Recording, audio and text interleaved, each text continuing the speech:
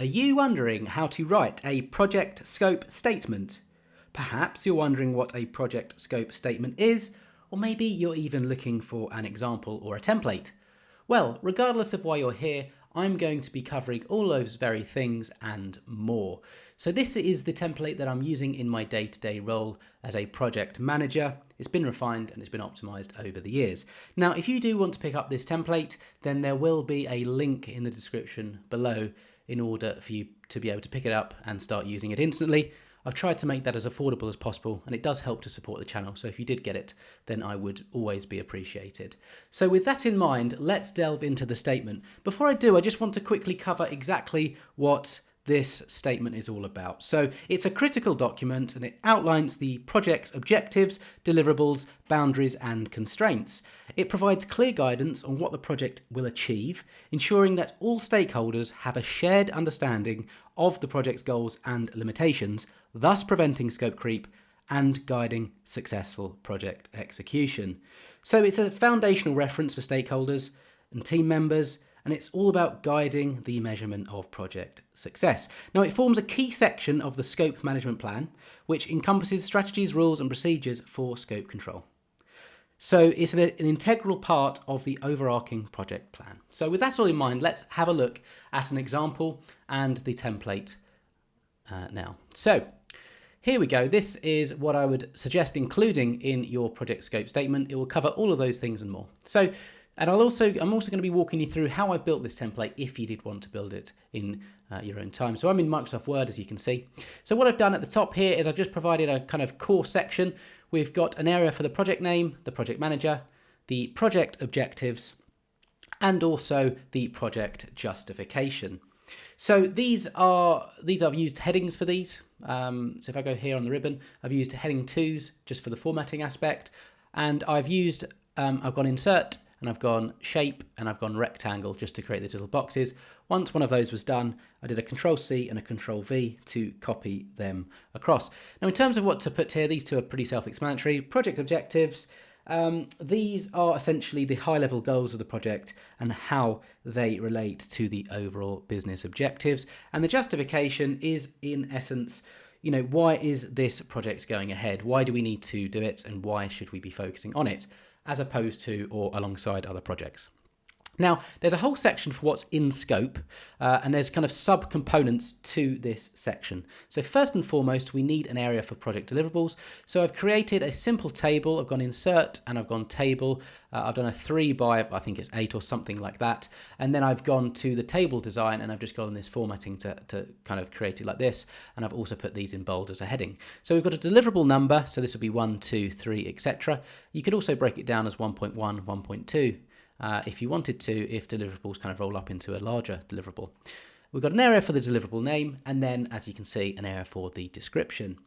At this stage, we can include a work breakdown structure. So this is a great document to have in accordance with and alongside the scope template.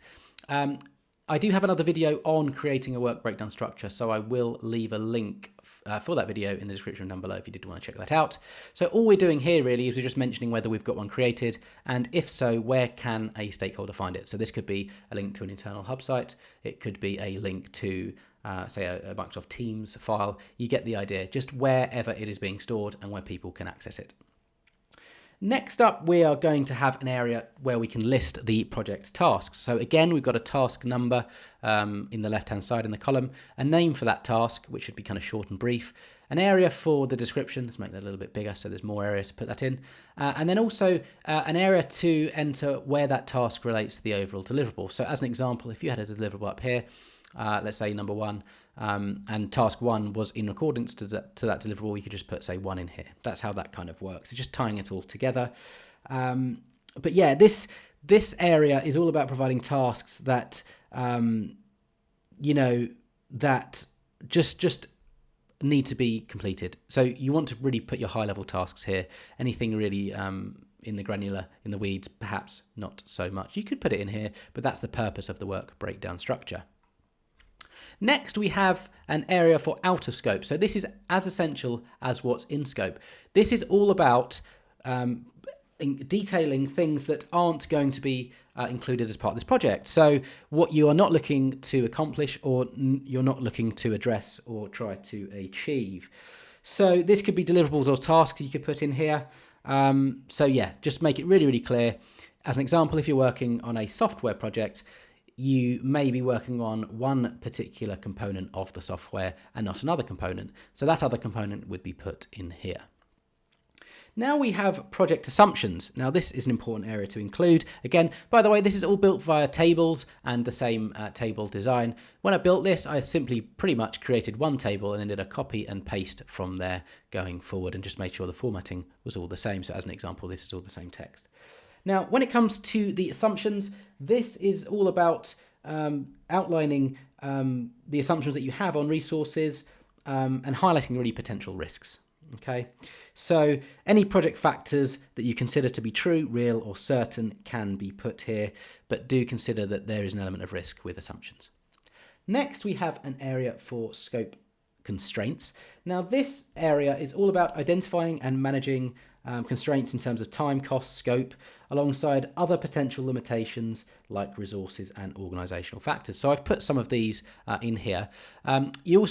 It's important to put the constraints in terms of your deadlines. So when the project's due to start, when the launch is ready to go ahead. So as an example, in the software example I've given, that could be when the software actually goes live. We've got a project end date as well. Any hard deadlines need to be specified here, and any other key milestone dates. And then here's all the kind of constraints listed out that I've just previously mentioned. So you might want to put those in here. Now, when it comes to a little bit further context on each one, for budget constraints, that could be anything about the total project budget, maximum budget for key project deliverables, etc.